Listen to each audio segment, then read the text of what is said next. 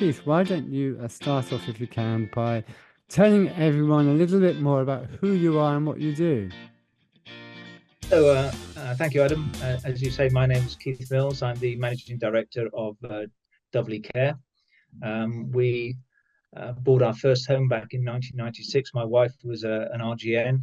I'd just taken retirement, early retirement from the Royal Marines. We bought our first home, which was just 13 beds, and then expanded it a couple of years later to 20. Then we acquired another home, and we then extended and sold a home and bought another home. And we had three homes for a long time. Since 2015, we've had three homes all in East Devon, all within a 7 mile radius of each other. So they're very close to each other. And I'm able to visit them all every day. Just recently, in the last couple of weeks, we've actually acquired another home also in East Devon, a little bit further away. So we're looking forward to bringing that up to outstanding as well. I mean, it is already good in all five categories, which is excellent. But our ambition is to turn it into an outstanding home the next time it's inspected. That's fabulous, Keith. So let's get straight in. So supporting managers on how to reach outstanding status. How would you go about it? Well, managers can only do their job well if you give them the facilities to do it well, if you give them the finance to do it well, and you give them the support to do it well. I've been very lucky in that I've been supported by an outstanding general manager for many years. She's been with me over 20 years now. She started off as one of my managers, and more recently, I've taken on again, one of my managers is now my compliance manager. So we do a lot of internal recruitment and promotion, so everyone knows our system. And my compliance manager and general manager continually go around supporting the managers, auditing the managers, finding out little things that they haven't done, which perhaps they should have done, highlighting good practice.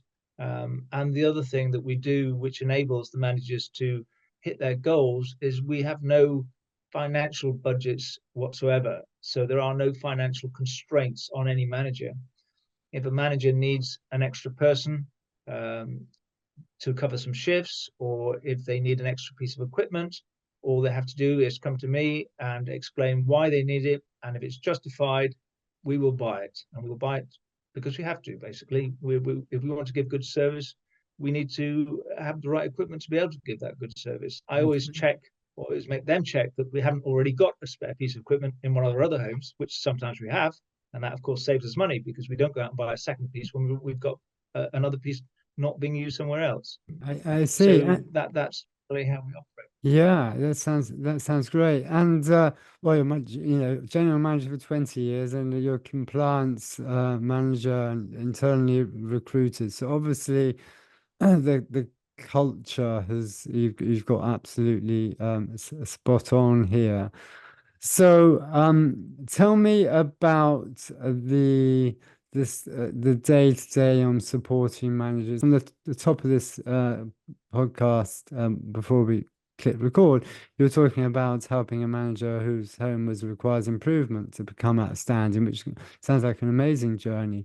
But I guess that reflects, obviously, there is the support, and how does it look like on a day-to-day basis or a week-to-week, month-to-month basis? Well, I think it starts at the top with the owners. I mean, I think the owners have to be seen to be present, not only by the the managers themselves, but also by the other staff, so they Mm, can physically see on a daily basis that the owners know the staff. I mean, I know the names of all my staff, and not all the new ones I've just inherited in yeah. the last couple of weeks, but all in all, the other three homes. Every single member of staff I will know by name, and I will talk to. So I don't spend a lot of time in the homes where I go, and I just do a little bit of management by walkabout, chat to the manager, chat to some of the staff. You can always get a feel of what things are like. It's Mm. really my general manager, Amy, who's been with me for 20 odd years now, and Sam, who's my compliance manager.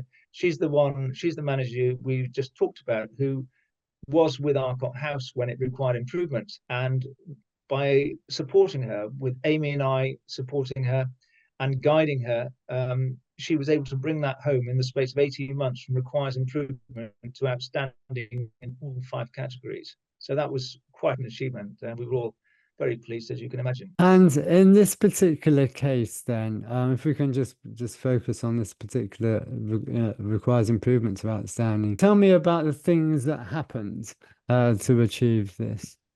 So it's all about when you get inspected, you only have a very short window in which to Mm, let CQC know how well you're doing. I always get the feeling that CQC are just in there to hopefully give you a good if they possibly can. mm, If they suddenly find you require improvement, they're going to start digging deeper. But I don't think they are particularly interested in giving you outstanding. Certainly, that's been my experience. And you almost have to force feed them information in the short time. You have to showcase what you've done. We Each of my managers has an evidence log, and it's categorized into the 5 areas of inspection. And when something special happen, we put it in the evidence log. And an example of this might be we had to interview a cook the other day, and one of my residents expressed an interest as to whether he could be on the interview board. So mm, we put this resident on the interview board with a couple of members of staff. And because that was, he found it absolutely fascinating and felt very empowered by being on that interview board. We thought that was a piece of outstanding evidence where we had supported an individual to achieve a goal. And I think that's the difference between being good and being outstanding. Being good is obviously you're doing everything across the board, but being outstanding, you have to go that extra mile to show that you are doing things that affect individual people. It might be costly to do it for that one person, but one, it meets the requirement of what that one individual requires. But secondly, you can showcase that evidence, and that is one of the pieces of evidence that will help you get outstanding. mm, mm. And so that's interesting, the idea that you have to really make sure that the inspectors are shown, because they're by default will be thinking of good. Then it sounds to me there's a you actually have to work on that evidence log, and it sounds to me also you have to, as you say, really draw it out and make sure it's noticed. Otherwise, they wouldn't know, to be frank. Is that Yeah, fair to say? that is fair to say. And the other thing is you have to remind managers what their actual job is. Mm, Um, I often ask interview if I'm interviewing a manager or somebody with potential to be a manager in the future. I say, what do you think the most important role of a manager is? And mm, some will say it's to look after the residents properly, and others will say it's to interact with the families properly. And I say, no, your job as manager is to look after your staff. It's their job to look after the residents. If you look after your staff, they'll mm. do their job. And if you can focus your managers to look after the staff properly, then one, you'll have a happy ship, you'll have happy staff, and hopefully everything will go a lot smoother and get done properly. Yeah, and the idea, that sounds great, of looking after your staff. How talk to me about how you've encouraged managers to do that. How you've kind of enticed and guided managers to do that. So we've given the managers the opportunity to, at the end of each month, they will put individual staff members forward for bonuses. Bonuses Oh might yeah. relate to uh, covering shifts at short notice. It might relate to being exceptionally helpful at the passing of a resident. It might be Mm, helping deal with an awkward family. So the managers have the discretion at the end of each month to put individuals forward for these bonuses. Um, we also operate a bonus scheme that runs basically from the 1st of October each year to the 30th of September. And the bonus scheme is based upon the staff's overtime that they've worked above their contracted hours. And we add up all the hours they've done over the course of that 12-month period, and they get a bonus on the 10th of December proportionate to the amount of hours they worked above their contract. And oh, some of our staff last year were getting bonuses of over £1,000, and they were receiving that on the 10th of December, just before Christmas, when money is in short supply and very much needed. oh, that And sounds and we find brilliant. that helps. Yeah, no, I'm sure it does, without doubt. Okay, and in terms of the guidance that you provide your managers, is this done mainly from yourself and the rest of your team, or do you have external people coming in? Tell me a little bit more about No, that. we don't have anything external. Yeah. Uh, it's all about. I believe this industry is all about man management. You know, Mm, it's difficult to train people to become man managers. They might be great carers, and you promote them up the mm, chain, and suddenly find out that although they were brilliant at their last job, they're not necessarily mm, a good man manager. And sometimes when that happens, we suggest to a person that they step back into their old position where they were doing their job very well. And that has happened on two or three right. occasions in the Yes. past for us. But if you get those good man managers in the right positions, then I think that helps keep the ship happy, so to speak. Yeah. Is I think you've got to set an example yourself of how you deal with staff. And I keep saying to my staff, you've got to deal with different individuals in different ways. There's not one way that fits every situation. Mm, Um, mm, Sometimes you need to be firm. Sometimes you need a carrot. It cuts both ways, and you have to recognize it. And it's about encouragement all the time. You know, you need to be. Everyone loves to be praised. So at any opportunity you have, you know, if somebody has done something good, make sure it's recognized. Make sure other people know it. Not just, you don't just say it privately to the individual, but you say it in a public open space where other staff can hear that they're doing a great job as well, and that you are respecting the manager. Because when you have a group of people together, there's always gossip. Oh, he doesn't like that manager, or he doesn't like this manager, or so and so's going on. So if you can dispel rumors by displaying your support, I think that goes a long way to giving the managers the confidence they need to mm. do their job properly. It's fascinating. And okay, so you obviously have a Royal Marine background, and the stereotype is that, the man management is all about instructions and you do this. So obviously it's not quite like that from what I'm hearing from you. So tell me about that background in the Marines, and what you do now, and how you've, I don't know, adapted and modified, what you've taken from it that's useful, what's not been so useful. Tell me a little bit about that. Well, I would say that my background in my Royal Marines has helped me massively in this line of work Mm, because Um, as a captain in the Royal Marines, you'd be in charge of 120 men. I'm now in charge of 130 staff, so it's very mm, similar size organisation. And I try to sort of structure my organisation on a military structure, so to speak, which has worked. But you can't, and this you might find this surprising being non-military. You can order people to do things, and they have to do them. But that's not the best way to get people to. You need to present it in a way that they feel that they're being asked to do it, or mm, you have to present it in a way where they might even feel it's their idea. And those are the best officers and the best leaders in the military. The mm, ones that rely on just ordering people around are usually not mm, very good. And from my personal experience, pretty few and far between, to be honest. I think mm, most officers, and certainly in the Royal Marines, were very good, and were very good man managers. If they mm, weren't good man managers, they just didn't get through the system. mm, There were mm, exceptions, of course, but as a generalization, it was all about. So my man management skills, I wouldn't say I learnt them in the Royal Marines because I think you have to have them, but they were certainly enhanced and developed in that time. You know, I spent 18 years in the Royal Marines, so I had a lot of experience, quite a lot of operational experience as well, where you have to work under a lot of pressure with highly trained, highly motivated individuals, and you learn a lot, and you come away much more experienced as a result of it. mm, mm. And the question I had has just literally just escaped my mind now. But the this from good to outstanding, and making sure that you show real evidence of what you are doing. For those listeners, I'm thinking, who are good now. It sounds to me as though you have a real target in your mind? You said this straight from the top when we first got on to Zoom, because yes, we are doing this podcast via Zoom.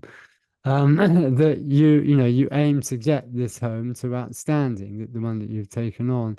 So it's obviously very much in your sights. And so I guess what I'm wanting to ask you is, for those who are good right now and think, okay, if I want to become outstanding, and there's 3%, so it's not many of care homes in the UK, what do they really, from your experience, need to hone down on and think about and concentrate on?